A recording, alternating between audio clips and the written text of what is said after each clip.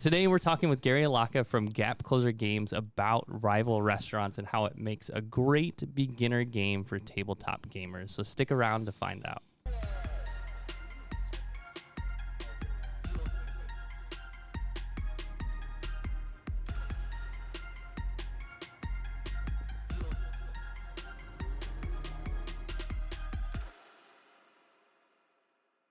Welcome to the Dice, Cards, and Coffee VideoCast. I'm Dustin from BG's Tabletop.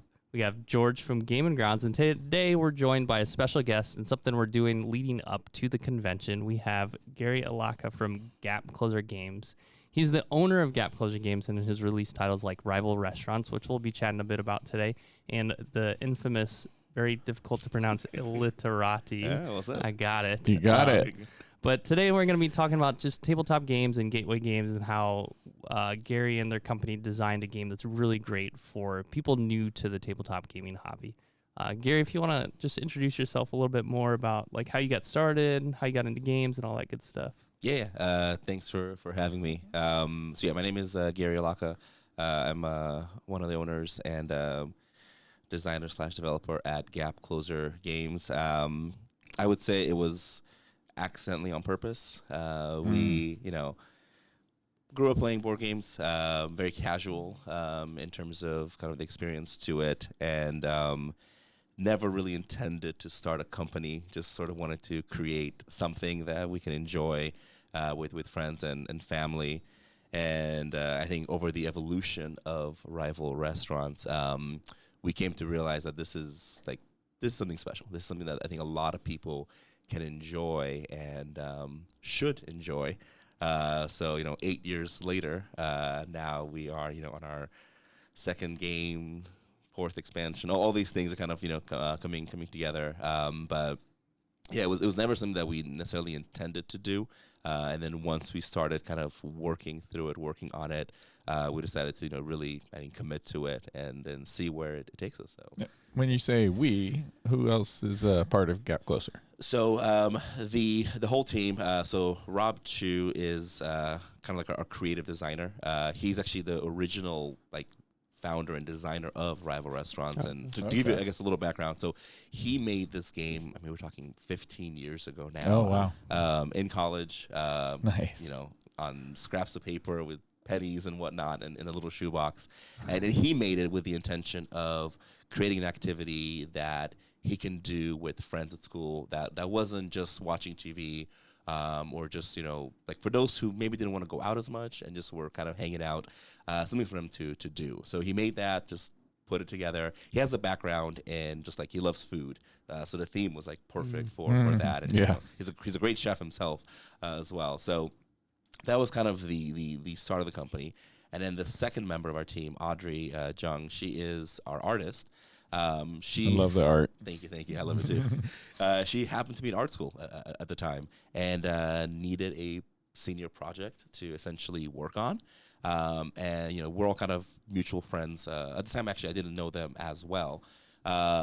She just picked up the box and then 6 months later brought it back fully illustrated. Wow. So a lot of the art that we have to this day, I mean, she's touched it up since then, but a lot of that is from that project. She just drew this thing and she made a physical prototype, printed by hand, cool. Cut everything, build the whole game. And that was kind of they made the game and it was there was one copy in the world and that was it. Wow. And then it was 5-6 years. It just kind of sat around. And then myself and John King, played the game at a random game night that they were hosting. And we were like, this is incredible. You guys have something really, really special here. And we kind of had the moment of can we make this into a real, awesome. A real thing? Wow. So that's kind of the core 4 team. We have a fifth member, Jeff Young. He's kind of he's the parent in the room, as we like to call him. He's the one that you always have to have one of those. Exactly. He's the legal, the administrative, making sure that we're doing things the right way. Awesome. So the team is essentially 5 of us. Since then, we've brought on other people. Rob's wife actually now helps out with a lot of the marketing and social media, and then we have a few sort of contractors on retainer for other things as well. So okay. wow. Team's growing. Yeah, it's growing. Yeah. Yeah, 8 years you said, right? 8 years. That's pretty incredible there. Mm-hmm. So where is that first box, that first game, and what is it worth now? It's when we open the Gap Closer Museum, you'll see it. It's the art is actually a different design, so we changed the whole art of the box. Okay, I thought that would be cool to see. So that one's pretty special. And there's kind of a running joke. We've so the original game had 13 chefs. Okay. Only 12 chefs were released. For whatever reason, this one chef just didn't make the cut. And we said, okay, we'll put him in the expansion. Then expansion came out. He didn't make the cut. So we put him in Sporks Out. Poor guy. He still has not made the cut. And one day, we call him Herbert. That's like his name in our head. We're gonna bring him back. He'll probably be that like exclusive promo chef that mysterious Herbert. I think he's a fine chef. Like he just doesn't make it for some reason. That's funny. That's hilarious. So, you said you had started Gap Closer, and were you all familiar with tabletop gaming and the hobby when you were designing and developing Rival Restaurants? So out of all of us, I think Rob was the most gamer. Right. Okay. I think coming into it, I thought that I was like into the hobby. Yeah. So the story I always share is so going into it, probably right around college, after college, I started playing more games. Right. So the games that I would play were Catan, Risk. Some of the more like Resistance, like more like the social games. Yeah. And then I remember one day I was just randomly shopping and I bought this game called Splendor, which I'm sure we've all heard of. Yeah. And I remember I bought that game, and for like a good 6 months, like everyone I would play with, they would go and buy it. And I was like, man, I'm like this, Splendor salesperson. Like I should start getting commission for this. And it would be like to a point where like literally like half my friend group had this game now, and we'd all play it. So I was like, I'm in board games. I love this. And then when we started like officially kind of working on the company, we went down to San Diego, and the convention's not there anymore. I forget what it was called. Something con probably. And it was a small convention, maybe about 500 to 1,000 people. And I walked into the main hall, and I was like, I am not a board gamer. These are board gamers. And it was, it was, and it still is intimidating, I think, walking into some of those halls. So it was a crash course learning just the games themselves. So it was like kind of like learning the design and development side of things, and like learning like the business side of things in terms of the publishing, if you will. So I would say no, we had very little experience in the space. We knew how to get people together.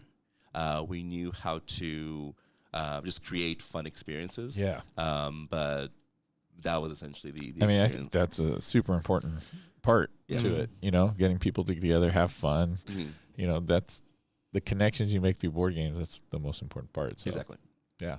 So I guess with our topic today is like gateway gamers. And if anyone's not familiar with a gateway gamer, someone new to the hobby, would you consider yourself at that time of playing Splendor a gateway gamer? And then do you think that your mentality helped with the development of Rival Restaurants? Yeah, for sure. So I would say that I was... so I played video games growing up, right? So I think there's a little bit of it's a little more natural to kind of jump into that. But I would say it was definitely a gateway gamer in that I had the desire and willingness to kind of sit down for like a longer, crunchier, strategic game. But probably just didn't have the circle of friends who also felt the same way. And as that sort of like developed and I had more friends who did that, it was like, okay, now we're willing to try these tougher games. And actually a story I'll share, this is pre-Gap Closer. I was, at this time, we were playing some games here and there, and we're supposed to have a game night that I was like, specifically, hey, we're going to have a game night, which was weird because usually we just show up and then, let's play a game while we're here. And the game they wanted to play was Agricola. And I remember the lady who was planning it, she sent me a video of how to play Agricola. And it's like a 45-minute video. And I remember being like, wait, I have to watch a video. That was just the first part, right? 45 minutes. So I sat down, I watched this video, and I've never seen a how to play video in my life. God. I watched this whole thing, and I'm like, do I take notes? Like, how does this work? What am I supposed to do? And then we go through the game night, and we don't play the game. Oh my God, how funny. So I have actually never played Agricola to this day. I think you're all right. Yeah. So that was, I think, It's I a would say, fun like, game. when I started getting into like this is, like, I want to play these heavier games. That was probably a big jump to try to make. Very heavy. So I think that mentality of like, hey, we want a game that's, just one more step into the hobby. So when I think about Rival as a gateway game, it's not just like gateway is both mechanics and like the flavor or the theme, right? So we really wanted to lean into a theme that was approachable, right? Relatable. I mean, it's food, right? Everyone knows food. Yeah. And even some of the things that are like the actions that you take in the game, they just make sense, right? Buy an ingredient, Right. put it in your recipe, cook Right. a dish, Yep. right? Yep. You don't have to explain Yeah. what the cube is and what this made up currency is. Yeah. So we try as much as we can to make every action feel natural in that way. And we find that, right, when we're explaining the game to new people, they're kind of like nodding along. Okay, yep, makes sense. Yep, I go to the market. I do this, I do that. And that just sort of like, it helps you be in the experience, and you're not thinking about like what the rules are, because the rules are as intuitive as possible. Now, there's times where it's like, well, this rule exists for balancing, right? It may not make perfect sense, but it's like, okay, how can we make sure it is as intuitive as possible? So I think the game accomplishes that really well. Thank you. Appreciate that. Yeah, and then there's the the different phases of trading and whatnot, which is that's a always lot of fun. fun. Yeah. Yeah. Especially for newer gamers, because Yeah. they're used to maybe like Catan, maybe, and then they have that same appeal. Yeah. But then I love the timer, because negotiation can go forever. And Put a little it's like- stress in there. Yeah. Yes. You got to have some contention. Yeah. I don't know if you're gonna love me or hate me for this All right. comparison. Uh-oh. I think maybe I've mentioned it to you before, but I know a lot of people have a grudge against this game. But it works for me as like a salesperson for your game, as I compare it to Monopoly. Okay. But I will take it. But I say it's Monopoly with all the good stuff, none of the bad stuff, because like it doesn't last forever, right? Like Monopoly, people have their own house rules or whatever, and it can last for hours and hours. Exactly. And nobody gets eliminated. Yeah. Right. There's a negotiation aspect where it's timed and fun and like quick, where it doesn't drag on. And it creates that like moment of getting together and playing the game around the table. So if I have someone that comes into the store and they're like, oh my gosh, I don't know any of this stuff. Right. Like Rival Restaurants was always that one. I'm like, okay, I can use Monopoly as a comparison because they're used to it. And it's very similar, like economy style game where you're like buying and selling things, a little bit of trade. And then I suggest Rival Restaurants. Yeah. Thank you. No, if anyone compares to Monopoly, I will take that any day of the week. The real time aspect, I think, is surprisingly rare in games. I mean, there's lots of games like that have that. We're not by any means the first to do it, but the difference it makes in the experience, where you kind of know, like, hey, this game is gonna last an hour. Like, it's almost built into the fabric of the game. And I think that's actually a step that, like, a timer is not for everyone, right? So, like, we're very, like, open about, like, here's what you're going to get in the game, right? There's a timer, okay? Like, if you don't like timers, this is not going to change your mind, right? But it really does, like, if you remove that, the game is just a whole different thing, right? Longer. Not just even longer, but it loses that, like, sense of urgency. Right. And again, it's like creating this whole, like, kitchen environment where you're yelling at each other and trying to get potatoes and onions. The bear style. Exactly. Yeah. So nothing like the bear. And I got a question from the crowd over here. Days From the off to the audience. side. What was the question? How did you come up with Gap Closer Games, the name? Oh yeah, good question. So Gap Closer Games, it's closing the gap between new players and experienced players through tabletop games. All right. Yeah. I think that Jay, you should have been on here and led with that question. So you also have Illiterati. Oh, yeah. Yes. And when you designed that game, did you design it with the intention of like getting gateway gamers like quick and easy to get into? Yeah. So Illiterati is, I would say, a more intentional, more strategic approach, because Rival was designed for fun, and we kind of had to shape it into what it was, right? So, the original Rival, we made some tweaks to it to kind of get it where it is.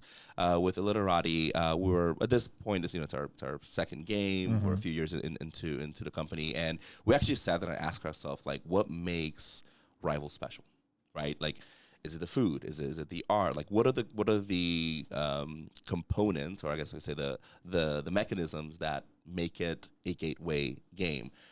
So as a company, right, our whole goal is to make games that not just gateway games, but a game that someone new to the hobby can play with someone who is deep into the hobby, right? I think one of the best compliments we had from a gamer who had like 500 plus games is he said, Twilight, is it Struggle Imperium? What is it called? Twilight Imperium. Twilight Imperium is my favorite game of all time. Rival Restaurants is my second favorite game. Oh, that's awesome. And I was like, that's a range that is a range, right? Yeah. But I think he captured in that statement what we wanted. We wanted a game that you're not like, oh, great, you invited someone new to the game night, now we're stuck playing XYZ, right? It's like, oh, no, we have a game that I really enjoy playing, and you can have that experience because there's a there's a crunchiness to Rival that is there, right? Like I will say this. I have yet to beat Rob in a game of restaurants, and that's rare for me not being able to beat someone in a game. That's right. So with Illiterati, it was we're thinking about like what are those things that make it special, right? So we kind of boiled it down to a game that is high energy, right? Which in a word game just isn't the case, right? Word games are by design very like Scrabble. Exactly, like you're in your little world and you're thinking and you're doing things. But we wanted a game that was like, how do you take that and make it high energy, right? We originally, it wasn't supposed to be cooperative. It was supposed to be more of like competition. You're like stealing tiles and doing things. It was too much chaos. We wanted a sense of some kind of controlled chaos. So that's why it became cooperative over the evolution of the game. That's interesting. Yeah, and then the other thing is with word games. Now, word games are a category that is, again, kind of like very polarizing. It's like you either like word games or you don't, right? If you can't spell, if you have trouble spelling, it's hard to make a word game work. But we actually were able to, in a weird way, because we made it cooperative and because you made it like very collaborative, it's a game that you can play with not just bad spellers, but like with young children who have the idea but don't know how to do it, right? So that was a way of us to not necessarily bring like gateway gamers, but bring like people who may not have the same experience or expertise level into a game, and you can play Illiterati with someone who's like a wordsmith and someone who this might be their second language, and they can actually both have the same enjoyment in it. So I would say we were definitely very intentional about making a game that can really bring those two worlds together. So that was kind of how Illiterati came to be, and how it continues to evolve as we were working on an expansion right now. Yes, you don't have an expansion out yet. No, not yet. We just opened playtesting last week, I think, or 2 weeks ago. So this is, and again, it's like sometimes we try to like mash all these different things into a game, right? So you compare Rival to Monopoly, right? But it's like when I think about Illiterati, it's like, okay, so there's this component of like bananagrams, Scrabble style, where you're making words out of letters. Then you've got this like categories section where it's like, oh, you've got to think of specific words to spell, right? It's not just spell whatever you want. And then there's this the bad guys, the pandemic, where it's like you against the game, and the game is trying to destroy you, right? So now with the expansions, this is kind of a little sneak peek. We are adding what I'm gonna call like the raid boss mechanism. So I grew up playing World of Warcraft. Right, so you have your 40-man raid team, your tanks, your healers, your DPS. So we're adding that to the game. Interesting. Under still the same guise of you're just making words out of letters, right? So a way of us to kind of like kick it up a notch, say, hey, can you do these things in a word game that may seem improbable, right? That sounds really interesting. So that one I'm really excited for to see how it comes together. And, I mean, in playtesting, it's been really interesting to see how people are like battling this villain and they're sending these heroes against them, and it's how does that usually work? So playtesting, like you get how many different people do you have? So when you do it? We're all about efficiency. Okay. So we tried this with Rival. And I'll say this, it works much better with expansions because it relies on the players having the base knowledge. Having base knowledge and having the game physically. So okay. With this one, what it is we have all the sort of print and play components that you can add to the base game, right? So you still have your tiles, you have your original game. And then right now we have about 600 play testers like available, right? Okay. But we usually do rounds of like 30 to 50 at a time, and it's all online. So we have a Discord channel. We have there's like a form they submit when they play the game, like a non-disclosure form. No. Like literally like their results, right? Okay. So we collect sort of like the the hard data of like how many rounds did it take, you, how many points you score, right? And then sort of like the commentary data. And then we go through once a week and read through all the playtest data. Wow. And say, okay, hey, like, we're seeing this pattern. Okay, let's go ahead and tweak this. So that's made it, I think, so much more efficient. Because I think as publishers, playtesting is like very important. Yeah, it's hugely important, but it's also like so time consuming, right? It's either really expensive and you have to get a company that does it for you, or you've got to take, day after day after day, going through it, finding new people. Because oftentimes when you play test, if the same person keeps play testing it actually kind of starts to skew the data because they're not a first time player. So that's been our strategy. It's worked out well so far. Nice. But we do in person as well, usually in the early rounds. But once we are at a good place, we kind of go the more right. It's digital, but it's still the physical game you're playing. Yeah. That's really cool. I've never done a play test before, so how do I get in? How do I get in there? I'll send you the link. Yeah. Awesome. So I kind of want to maybe shift gears a little bit. So we're talking about rival restaurants in Illiterati, and one thing you're going to be doing with us at LGCon is the Illiterati tournament. Yes. So like how, as a publisher, how do you set up things like this to promote your game? Like you're going to a convention, you're getting a booth, you're setting up some events. Like what is a strategy and or like what is exciting for you as a publisher to do? I think what's most exciting, and I think the reason we do conventions is it kind of reminds us why we do this, right? Because when you're making games and you're just sort of like in the weeds of things, like as much as it can be fun to make games, you kind of get a little disconnected from the end user. So going to conventions is like okay, like seeing people light up when they play the game. Right.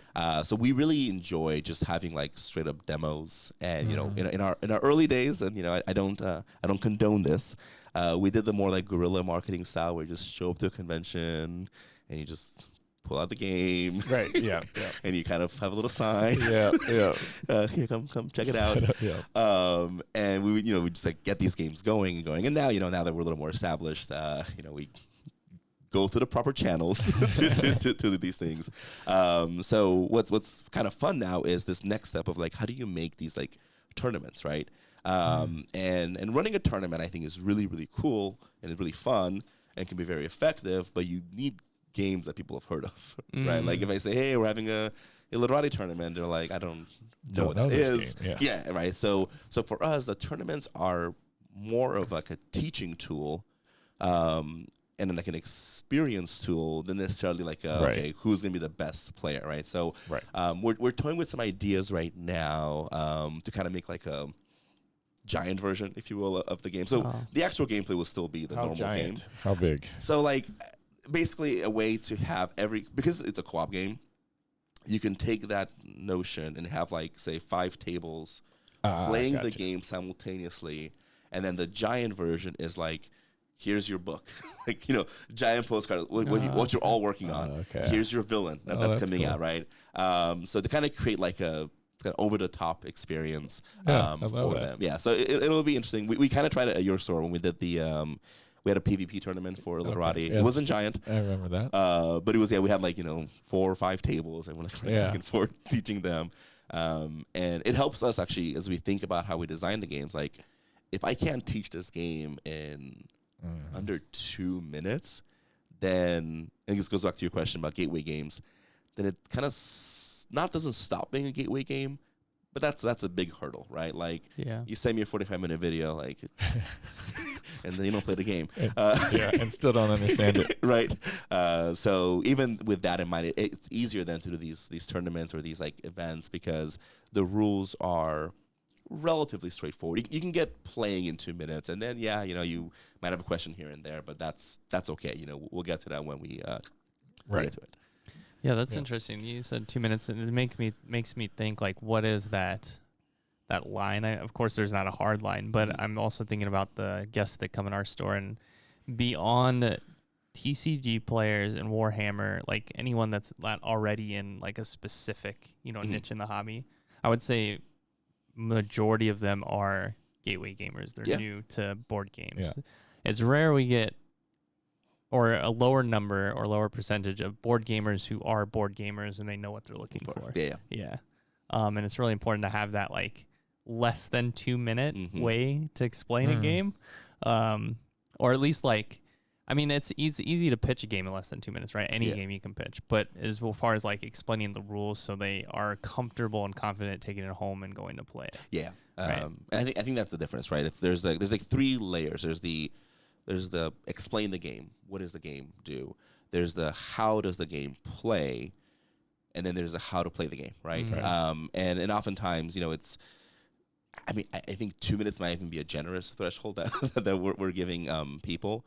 And everyone has. Well, TikTok's style. like what 30 seconds, right? So. Exactly, right. So you've got to be able to. If you can do it in 30 seconds, that's you have a winner. I mean, there's a channel that I follow on Instagram.